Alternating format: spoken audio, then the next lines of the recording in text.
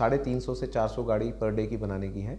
इसमें अभी हम और भी नई कुछ मशीनरीज और हम ऐड ऑन कर रहे हैं, तो हम उम्मीद करते हैं कि और नेक्स्ट 6 मंथ्स में हम इसकी प्रोडक्शंस को और एनहेंस कर सकते हैं।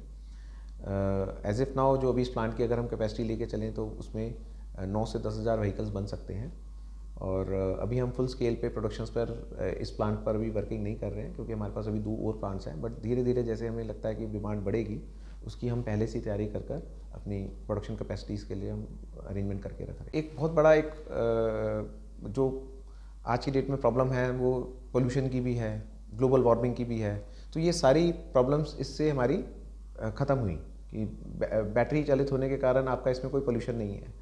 सेकेंड चीज़, आपका जो ग्लोबल वार्मिंग हो रही है कार्बन डाइऑक्साइड बढ़ने से, इसमें कोई कार्बन डाइऑक्साइड की इमिशन नहीं है, तो इसमें आपका ग्लोबल वार्मिंग को रिड्यूस करने में भी ये बहुत ज़्यादा मददगार साबित हो रहा है। सो ये भी कुछ कारण थे कि जिसके इसलिए इसको जो है कि ट्रेंड को मार्केट में आने में ज़्यादा आसानी हुई।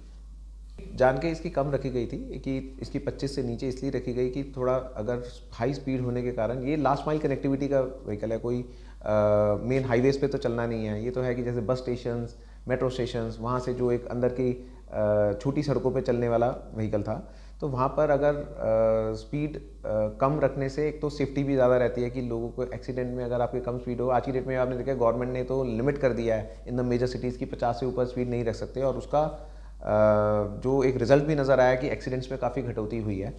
सेम वे इसमें बिकॉज ये सवारियों को लेके जाने के लिए बनाया गया था, तो हमने इसकी स्पीड का जब ट्रेंड रखा था वो 25 रखा गया था। फिर आगे जाके जब इस पर कानून बना तो गवर्नमेंट ने भी एक्सेप्ट करा कि हाँ ये 25 से ऊपर नहीं रहना चाहिए, और जब इस पर लॉ बना तो तब भी इसमें 25 पर ही इसको कंट्रोल करा गया। देखिए, हम हाई स्पीड के एक अलग व्हीकल्स हैं, वो L5 कैटेगरी में आते हैं। ये L3 कैटेगरी है जो रिक्शा कहलाता है, उसके ऊपर हम बना रहे हैं इलेक्ट्रिक ऑटोज़। हमने इलेक्ट्रिक ऑटोज़ का भी अभी डेवलपमेंट कर लिया है और उसकी बहुत जल्द हम मैन्युफैक्चरिंग चालू करेंगे। उनकी जो स्पीड रहेगी वो लगभग 45 किलोमीटर रहेगी, और उसमें आप सवारी भी ज़्यादा बिठा सकते हैं। वो 6 सवारी को बिठाने के हिसाब से हमने डिज़ाइन करा है। आपने नॉर्मली मार्केट में देखे होंगे जो बड़े ऑटोज़ जो चलते हैं, उसी प्रकार के डिज़ाइन में हमने उसको इलेक्ट्रिक में डेवलप करा है। देखिए, हमें पूरी उम्मीद है कि विद इन 2 मंथ्स वो मार्केट में आपको रोड्स पर चलता नज़र आएगा। हमने हाई स्पीड में भी, लोडिंग में भी निकाला है व्हीकल जो आपका 800 किलो तक का वजन लेके जा सकता है। वो भी एक दोनों वेरिएंट्स में हमने निकाला है, एक पैसेंजर में है, उसी का वेरिएंट में हमने लोडिंग में निकाला है। तो दोनों की अपनी अपनी अहमियत है, यहाँ रिक्वायरमेंट्स हैं। और लोडिंग का भी आज की डेट में जो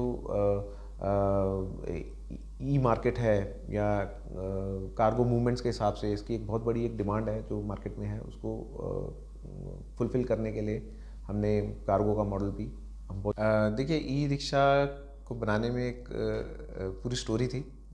इसका शुरुआत ऐसा हुआ था कि हमारे जो मेरे फादर हैं वो गर्मी का समय था, तो और रश होता है आपको पता है दिल्ली में, तो जहाँ जाना था वहाँ पर ट्रैफिक ज़्यादा होने के कारण उन्होंने गाड़ी पार्क किसी एरिया में करके वहाँ से पैडल रिक्शा लिया। पैडल रिक्शा लेते ही उन्होंने ये देखा कि इतनी गर्मी में जिस तकलीफ़ में वो चला रहा है, सो उनको थोड़ा सा कुछ उस समय अजीब सा लगा कि उन्होंने सिर्फ ऐसे ही पूछा, भाई आप कितना कमा लेते हो? थोड़ी सी कुछ बातचीत हुई तो उसने कहा कि भाई मैं 200 रुपये के करीब मुश्किल से एक दिन में कमा पाते हैं, उसमें से भी 40 से 50 रुपया किराया मेरा चला जाता है, तो 100-150 रुपया मुश्किल से हाथ में आता है। और इतनी तकलीफ़ में, इतनी गर्मी में चला कैसे पा रहा है? तो उसने कहता जी नशा करके चलाते हैं, गुटखा खा के चलाते हैं, तो चल पाता है, नहीं तो कहाँ चल पाए। और उम्र थी 40 साल, और उसका कहना था कि अभी तो शरीर साथ दे देता है, पता नहीं जब शरीर साथ नहीं देगा तो मेरा परिवार को कौन कैसे पालेगा। तो ऐसे कुछ जब वार्ता में, कुछ बातचीत में ऐसा कुछ जब हुई तो मेरे पिताजी को लगा कि नहीं, कुछ ऐसी चीज़ हमें डिज़ाइन करनी चाहिए कि जिससे इसमें एक नया कॉन्सेप्ट ऐसा कुछ बनाएंगे जिससे इनको आमदनी भी ज़्यादा हो, प्लस इनको इतना जो तकलीफ़ होती है चलाने में, वो सब पे उनको निवारण मिले। तो उसके लिए फिर हमने डिज़ाइनिंग के टाइम पर काफ़ी चीज़ों के बारे में सोचा कि क्या करना चाहिए। तो वी रियलाइज़ दैट कि हमें इसको 2 की सीटिंग के ना रखकर इसको आमने सामने करके 4 लोगों के बैठने के हिसाब से बनाएं, कि ताकि उसकी इनकम ज़्यादा हो पाए। और प्लस उसको बैटरी से चालित करने से क्या रहा कि उसको अपना दम नहीं लगाना कि 4 लोगों को ढो के चलाने के लिए उसको अपना फिज़िकल फोर्स नहीं लगाकर, वो तो बैटरी से चलेगा तो उसको दम नहीं लगाना पड़ेगा। और उसकी हमने कॉस्टिंग पर भी वर्किंग करी कि वो एक दिन में कितना कमा पाएगा। तो हमारी कैलकुलेशंस के हिसाब से हमने पूरा लगाया कि वो 800 रुपया में 2 दिन का कमा पाएगा। तो ये एक पूरा वो पूरी कैलकुलेशन करके पूरी प्लानिंग के साथ इस एक रिक्शा के डिज़ाइन को बनाया गया।